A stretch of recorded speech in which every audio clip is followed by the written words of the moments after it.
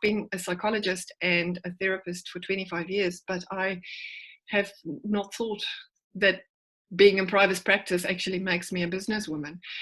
And I guess in the last few weeks, that has just really become very real. Like with most other people, I have very much realized that I am in business, and if I don't get it, see people, then my family is affected by all of this. So it has been for us a little bit challenging, as I can imagine for probably most of you. This whole business is fairly new for us. So we immigrated to New Zealand quite accidentally about 16 years ago. And since then, I've been working in the DHB under the mental health service in various roles.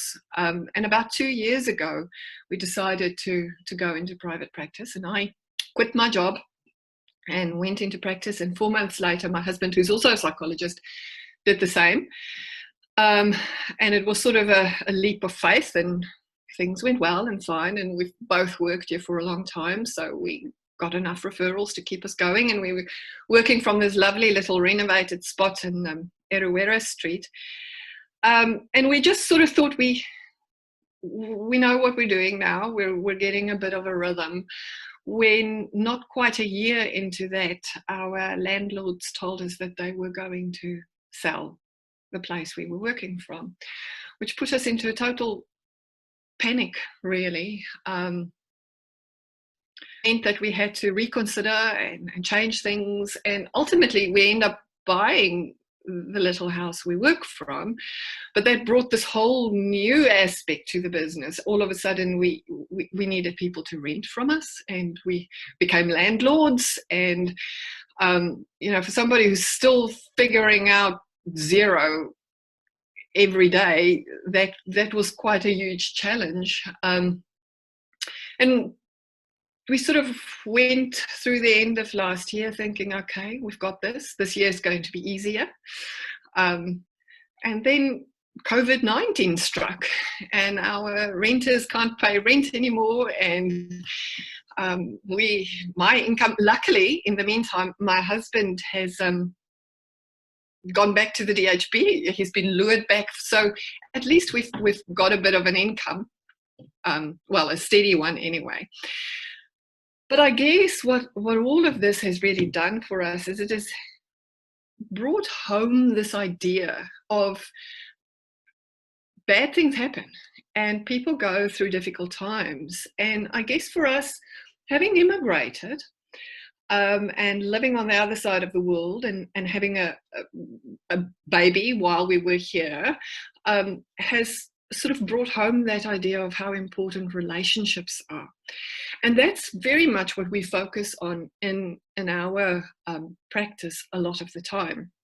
And that's really what I want to talk to you about today, the role of relationships and how you can actually support people through relationship. Now, it can take me all day long to talk about what makes good relationships and how that works. And clearly I don't have time for that. So I'm just going to focus on a tiny little part of that today. But I will say this. So I guess relationship generally is key. These days, we used to do just a lot of research around why people become mentally unwell. These days, there's a lot more research on what helps people stay mentally well. And it is very surprising that relationship makes a big part of that. For instance, to give you a bit of an idea, after 9/11, the researchers, when they went in there, they found that some people went through those horrific experiences and they developed very significant symptoms and post-traumatic stress disorder. Whereas others went through that same experience and they were distressed initially, but fundamentally okay. And they didn't become mentally unwell. And the thing that seems to be key in all of that, the difference between people who become unwell and people who manage better, seems to be relationship. And the quality of relationship and the quality of the support they have in their lives. That was also seen, for instance, after World War II, when the kids in Europe were shipped out, the children who stayed with their parents and were potentially exposed to more scary, traumatic stuff, they were better off ultimately emotionally than the kids who were protected against those things, but they were robbed of those relationships.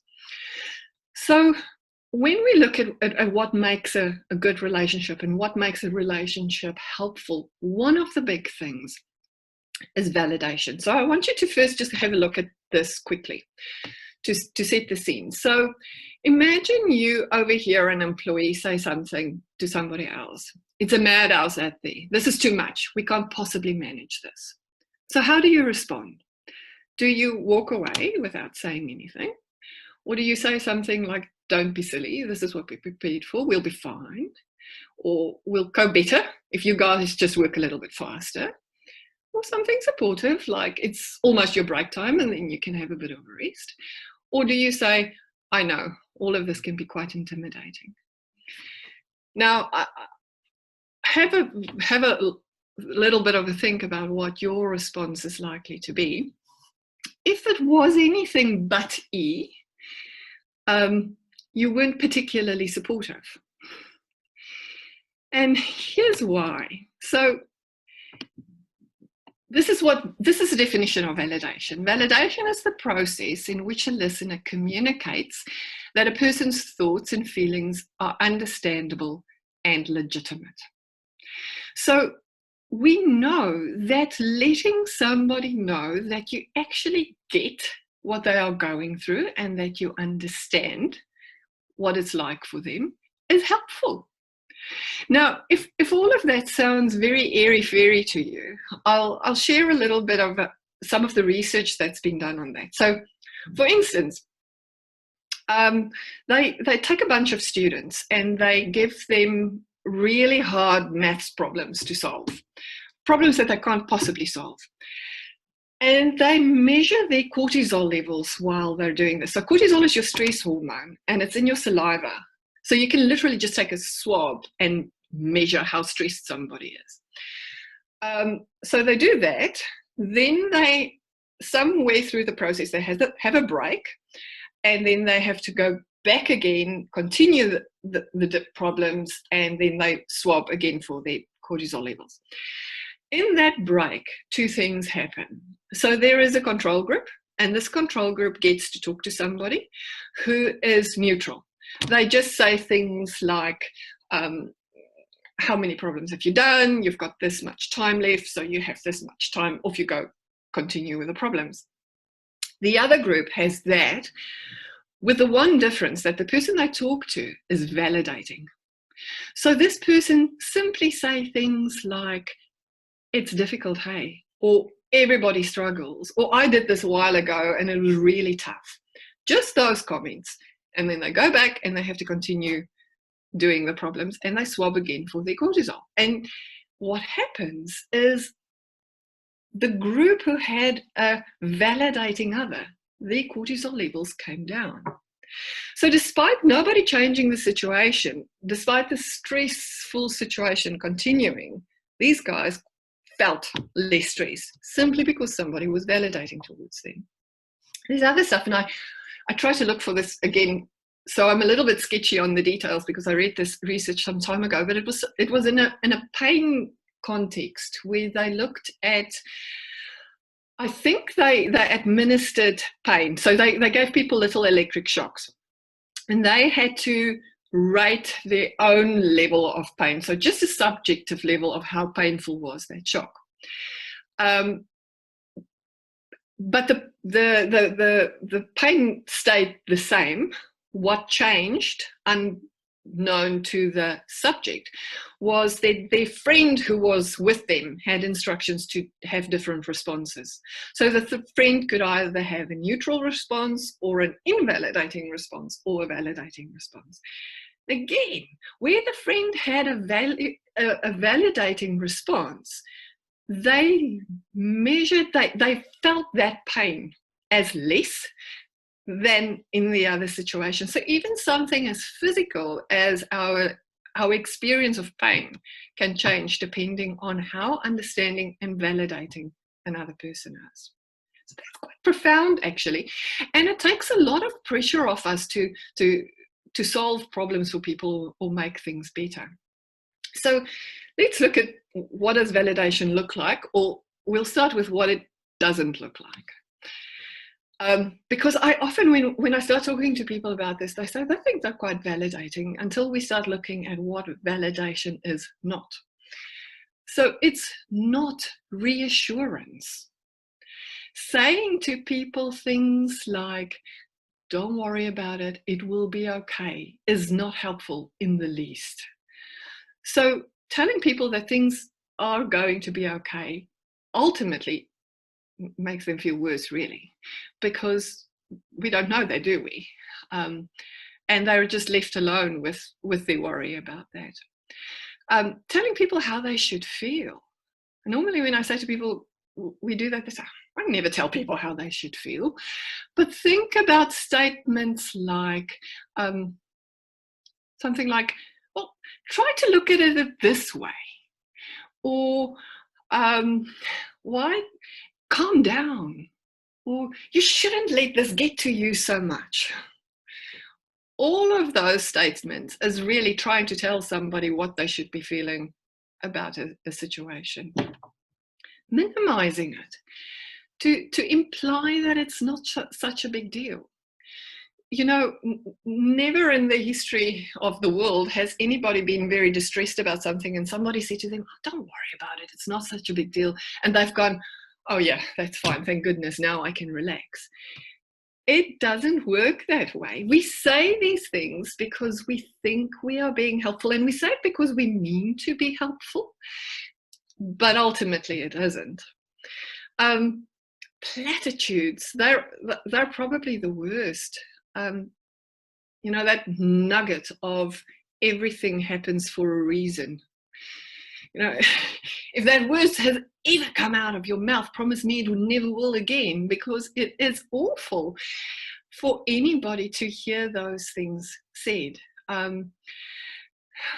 What doesn't kill us makes us stronger, or those sort of things are just really incredibly infuriating and unhelpful statements. But surprisingly, offering solutions are not helpful either. And, you know, I do a lot of couples therapy, and it's a very typical issue between men and women. So this being a woman's seminar today might mean that everybody knows what I understand, but you know how often we say, you talk to somebody, you tell them what has been happening for you, and what you don't want is a solution or a suggestion or them trying to make it better for you.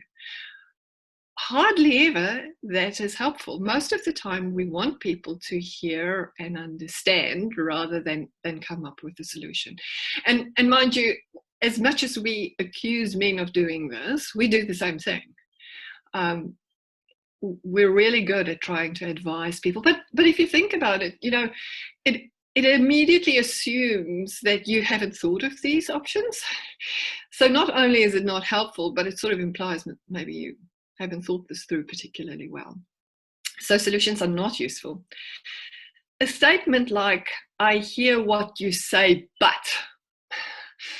The moment you add that but, you've stopped being validating.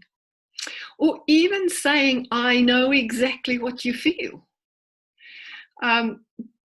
Because that immediately makes it about me and my feelings, and how could I possibly know exactly what you're feeling? So I'm assuming a heck of a lot here. Or trying to distract people. Now, I don't know that we necessarily do this an awful lot with adults, but we definitely do this with kids. When children are upset, what do? We say, oh, look at this. This is interesting. Or I'll turn on the TV and then you'll forget about that upset for a moment.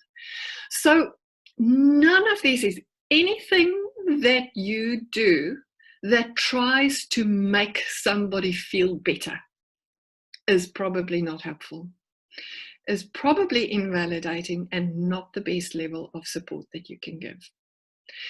There are also, of course, it's not just about what you say, but also your attitude and what you look like. So not paying attention or being busy with other stuff while somebody's talking about something that is distressing them, rolling your eyes or checking your watch or checking your phone or any of those things in itself is invalidating. So if you're not allowed to do anything, what are you allowed to do? What are the things that are actually useful? So the first thing is listening, paying attention, and making eye contact.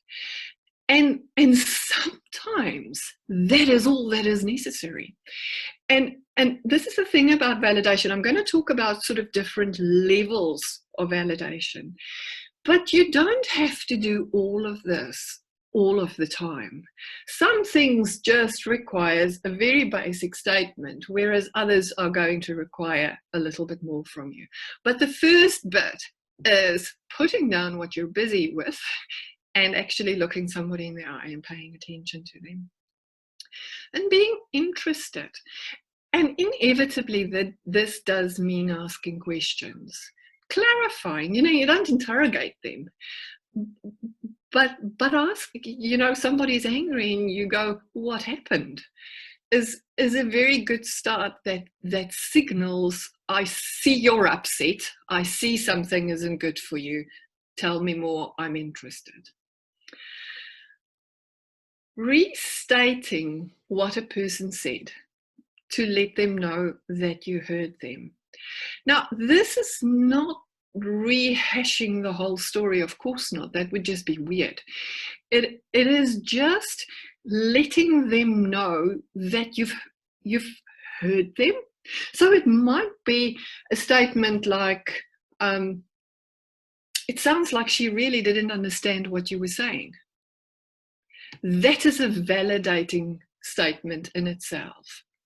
So, and sometimes that is all that is needed. To be able to say to somebody, I hear that you felt that she didn't understand you.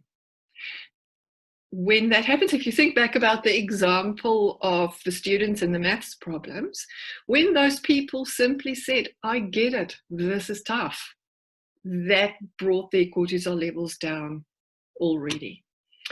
What might be a different example? Somebody, maybe a colleague right now, worrying about finances or that sort of thing. And you might just say something like, I can hear things has been really quite stressful financially for you guys. That is sometimes all you need to do to be supportive.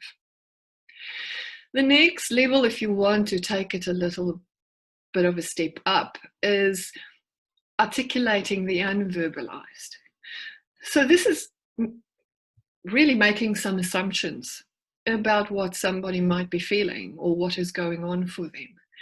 So that might be something like, I don't know, what would be an example? So somebody confronts you about you quieting them in a meeting or something, and you might say something like,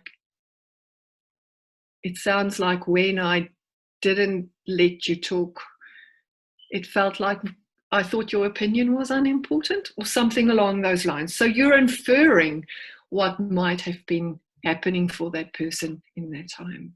Now, this is a little bit more tricky, but it doesn't really matter. You don't have to get it right. It is not about having it right. It is about understanding that there is something complicated going on for somebody.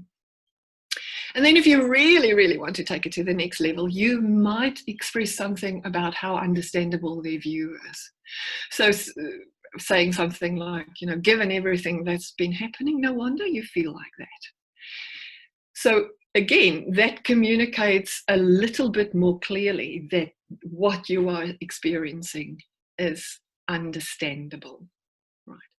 So you will hear nowhere here in any of this, was there any attempt to solve the problem, to take away, to make better whatever is causing the distress, to offer any solutions, or to try and make them feel better? None of that happened here. It was all just a recognition that they are actually not feeling well. That is what validation is, and that is the best form of support that you can give. Now, what's the thing that people typically struggle with in this is, how do I do it when I don't get it? You know, I can see you're desperately upset, but to me it sounds like you shouldn't be upset. Or often this happens with kids, dare I say, a toddler who is losing the plot because you gave them a drink out of a red cup and they wanted a drink out of a blue cup. We don't necessarily get it, what is happening for them or why this particular thing is so upsetting for people. But what we all know is being upset. What we all get is being angry or fearful or worried about something. So even when you don't understand this particular situation, you can still reflect on how hard it must be for them when this is happening for them, because you get the feeling. The other one is if you don't agree. Validation is not agreeing with. And none of this do you say you are right. You don't have to agree with somebody to validate them. And that's a really important thing, because what we don't want to validate is the invalid. You know, I'm thinking about a woman I saw yesterday who says to me, "I'm a terrible mother." Now, how do you validate something like that? You can't very well go, "Yes, you are." So how do you validate a statement like that? I don't think it's valid. I don't think she's a terrible mother, and I don't agree with it. But I can infer something about what she's feeling. And I can say something like, you know, sometimes you just try your best and it feels like everything you do is wrong, and that's really hard. That's a validating response, because I get the feeling rather than the actual thing she's saying. So you don't have to agree. The other thing is, people are terrified of making it worse.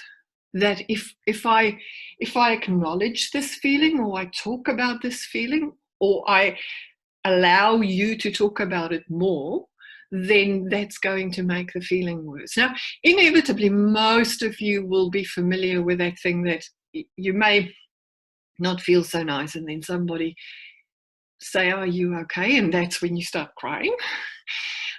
So empathy and understanding does make us dissolve a little bit, doesn't it? But that's not because it makes us feel worse. It is actually because we go, "Yes, this is actually what I feel." So I often think I feel a little bit like a fraud, because, you know, often I will see people for a first assessment in my practice, and they'll come back and they'll say, you know, "Thank you, I felt so much better after I saw you." And the reality is, I didn't actually really do anything. I didn't have any clever interventions or anything. I basically took a history. But while doing that, I sat there going, oh no, oh, how awful. Oh, no wonder you feel like this. These are the sort of things I say. And just from that, it feels like something changes. People feel better because their cortisol levels come down. They feel contained. They don't feel worse when we do these sort of things. So to illustrate it a little bit to you, I try to think of an example that illustrates it well. And this goes back a long time, because my daughter is now 18, and this was just after she started school. But it illustrates how in our everyday lives, by doing this differently, we get a different response. I went to pick her up from school, and as she walked through the door, I could see she's not happy. And as we walked to the car, the story came out about how her best friend played with somebody else the whole day. And she tells me that the friend was going to this other kid's house in the afternoon. So they were playing the whole day, I guess, in preparation for that. Now, I see my child being really upset about something, and I don't like that. I don't want her to be upset. And I also know that this is what kids do.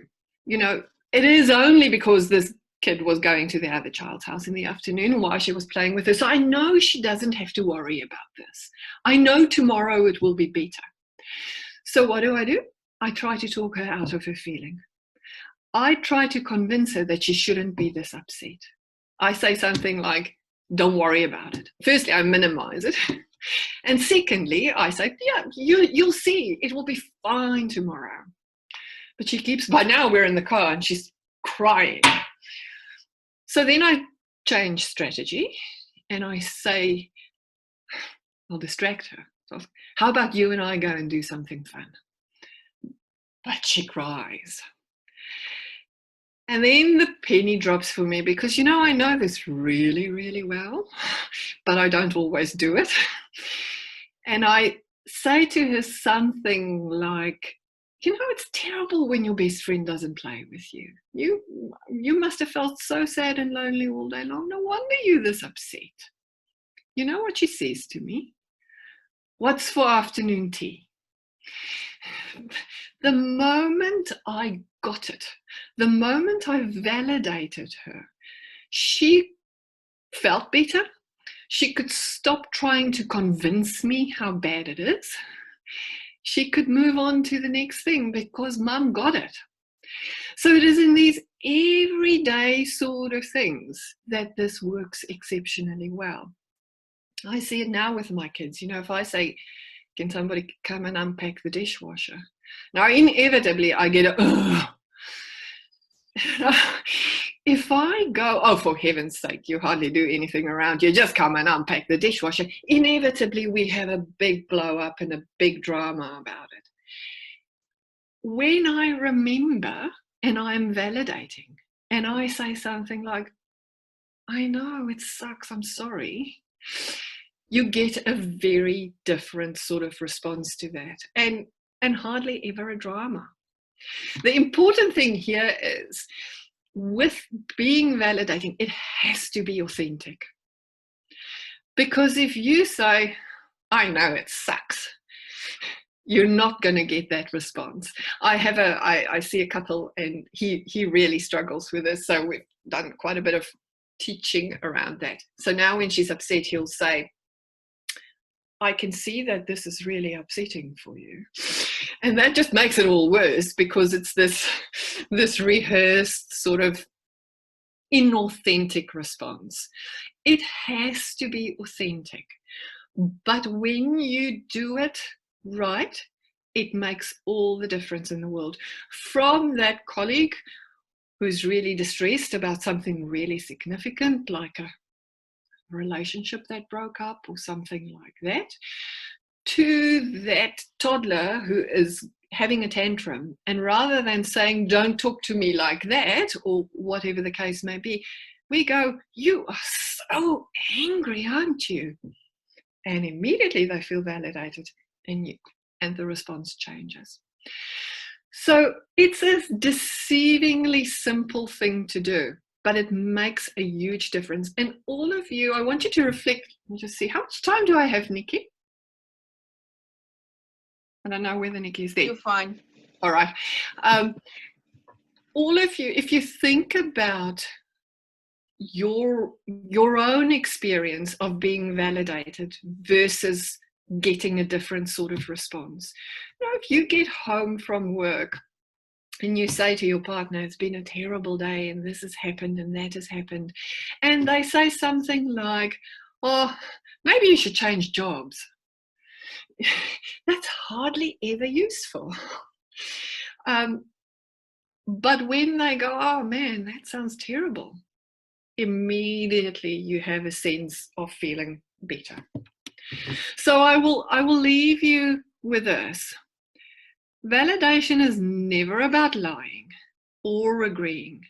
It's about accepting someone else's internal experience as valid and understandable. And it's an incredibly valuable skill to have.